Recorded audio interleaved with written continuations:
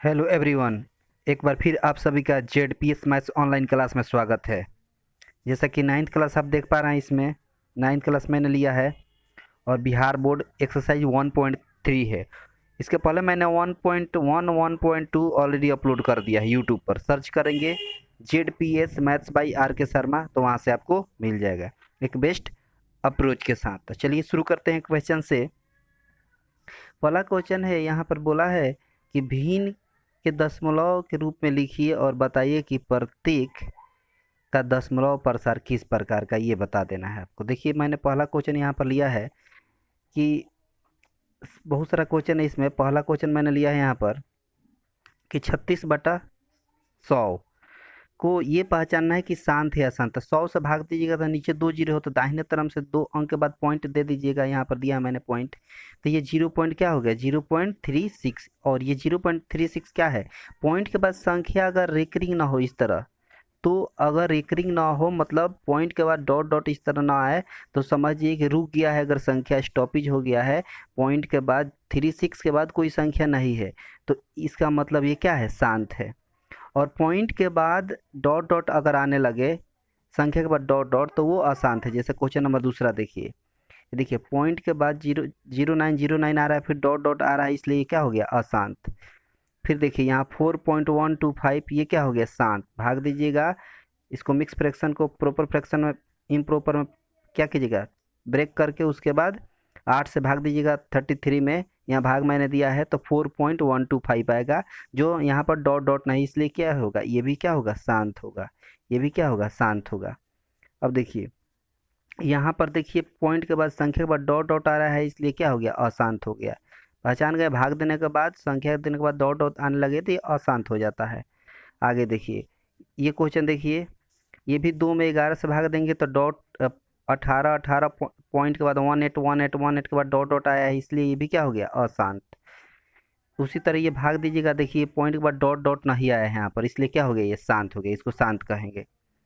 समझ गए। आगे देखिए अगला क्वेश्चन बोला है यहाँ पर कि 0.142857 बार दिया है। बार का मतलब ये 14257 बार बार आएगा। वास्तव में लंबा भाग दिए बिना यह पता कर सकते हैं कि इतना का दशमलव प्रसार क्या है, यदि हाँ तो कैसे। देखिए इसमें ये पता करना है कि बिना भाग दिए हुए आपको पहचानना है। तो देखिए यहाँ पर दिया है, यहाँ पर दिया है 1/7 का वैल्यू कितना दिया है, इतना दिया है, दिखाई दिया। अब हमको 2/7 का वैल्यू निकला है, तो कैसे लिखेंगे, ध्यान से देखिएगा। हम क्या करेंगे कि 2 में 7 से भाग देंगे, तो यहाँ पर भाग दिए तो कितना आ गया, 0.2 0.2। अब देखिए 0 पॉइंट के बाद 2 है, तो 2 यहाँ ढूंढेंगे, कहाँ है 2, यहाँ है।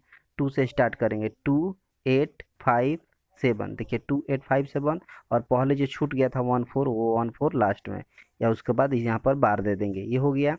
उसी तरह अगला क्वेश्चन देखिए, यहाँ पर है 3/7 का लिखना है, तो 3 में 7 से डिवाइड करेंगे तो कितना आएगा, 0.4। अब देखिए क्या करेंगे, 0 पॉइंट लिख देंगे, उसके बाद 4 बोला है, तो यहाँ पर मैंने लिया था जो 1.7 में 4 से स्टार्ट करेंगे। 4 कहाँ है, यहाँ पर है, दिखाई दिया ये 4 कहाँ पर है, यहाँ पर है, देख लीजिएगा।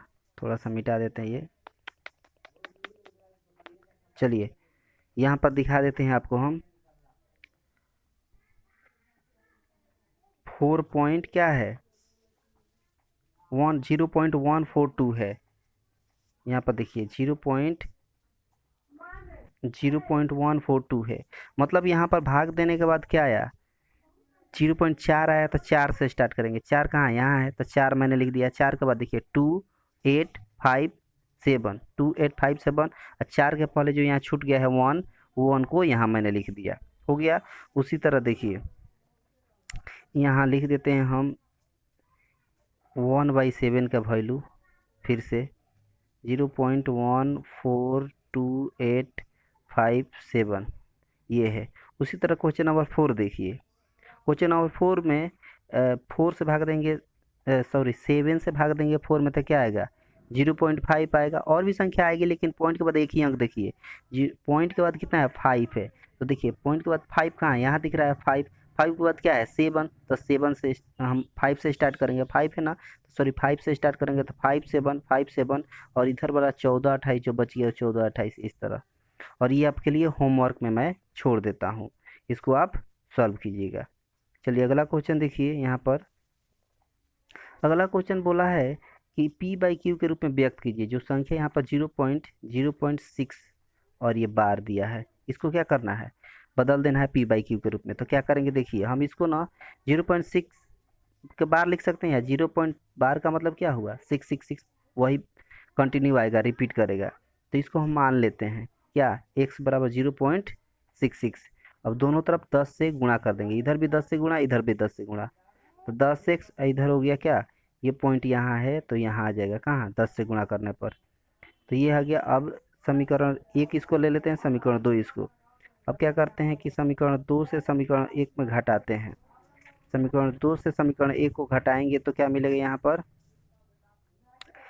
10 में x में से x घटाएंगे तो 9x, और इसमें से घटाएंगे तो कितना आएगा, ये कैंसिल हो जाएगा। 0.66 कैंसिल, 6 में से 0.6 में से 0.66 की क्या हो जाएगा कैंसिल, तो 6 में से 0 घटाएंगे तो क्या होगा 6।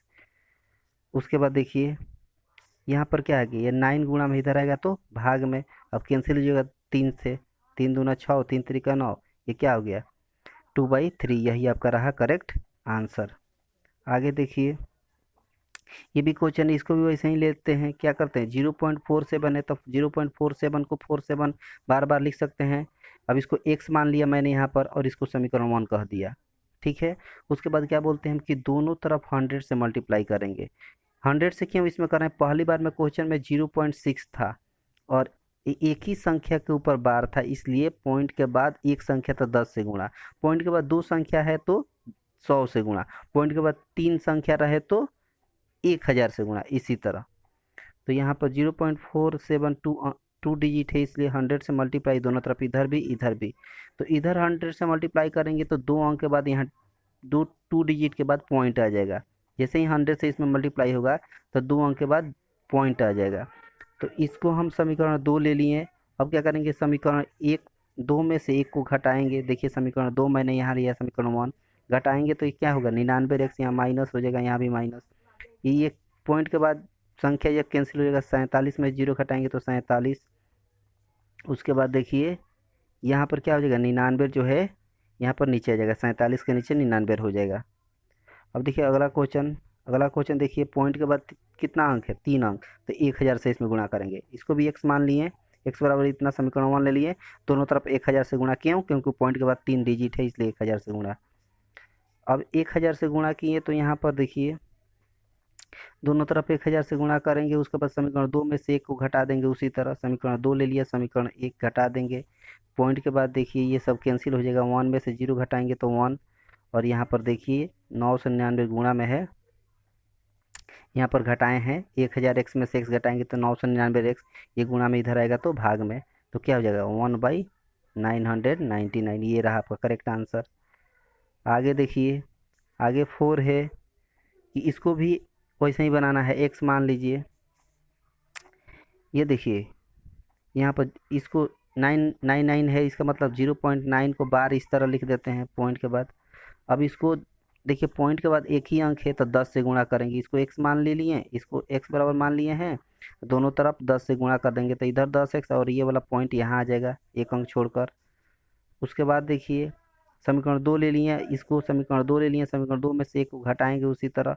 तो देखिए पॉइंट के बाद ये सब खत्म हो गया, 9 में से 0 गया, 9 हो गया, 10x में से घटेगा तो कितना 9x, तो 9x बराबर 9, तो x बराबर कितना 1 आ गया। ये रहा आपका करेक्ट आंसर।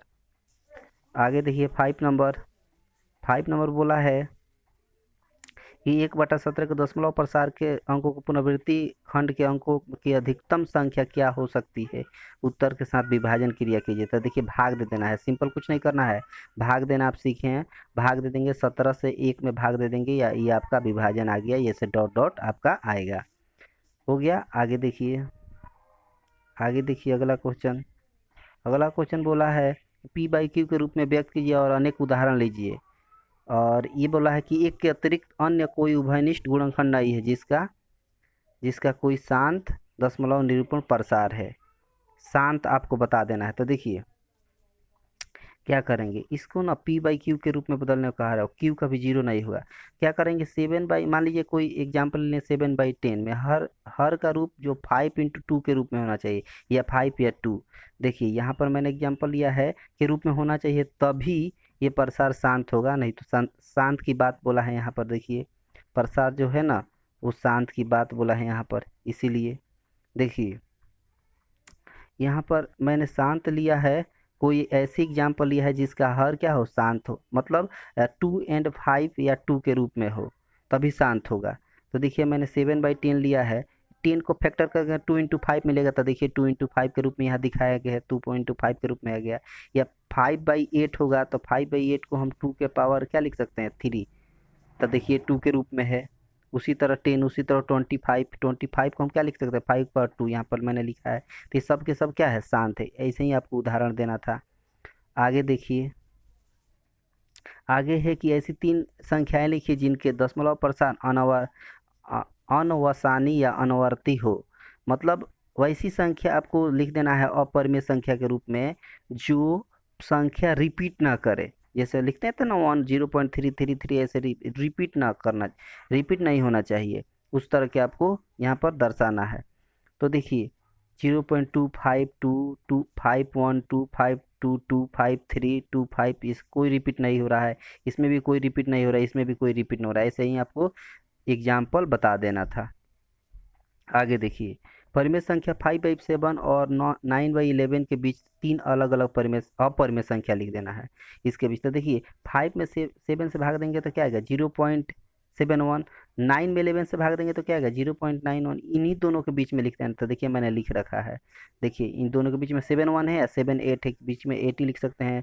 75, 0.7517, मतलब ऐसी जो रिपीट ना हो, ऐसी एग्जाम्पल दे देना है। वही अपरिमेय संख्या होती है जो रिपीट ना हो, क्योंकि रिपीट हो जाएगा तो वो परिमेय हो जाएगा। अगला क्वेश्चन आपके लिए है कि बताइए कि निम्नलिखित संख्याओं में से कौन कौन संख्याएं परिमेय और कौन कौन सी अपरिमेय है, ये आपको बताता है। देखिए रूट में है, दिख रहा है, इसका वर्गमूल निकलेगा भी नहीं, और वैसे भी ये अभाज्य संख्या है, तो इसका क्या होगा, अपरिमेय होगा। ये परिमेय होगा 225, क्योंकि 225 का वर्गमूल 15 होता है, और 15 देखिए परिमेय होता है, तो ये परिमेय हो गया। ये देखिए आपको परिमेय बताए थे ना, जो 0 पॉइंट या 1 पॉइंट, कुछ भी पॉइंट के बाद संख्या कोई हो और स्टॉपेज हो गया, रुक गया हो, मतलब डॉट डॉट ना हो, तो वो परिमेय होता है। तो देखिए ये परिमेय हो गया, रुक गया है, डॉट डॉट नहीं है। इसके बाद देखिए, या डॉट डॉट हो और रिपीट हो तब परिमेय होगा।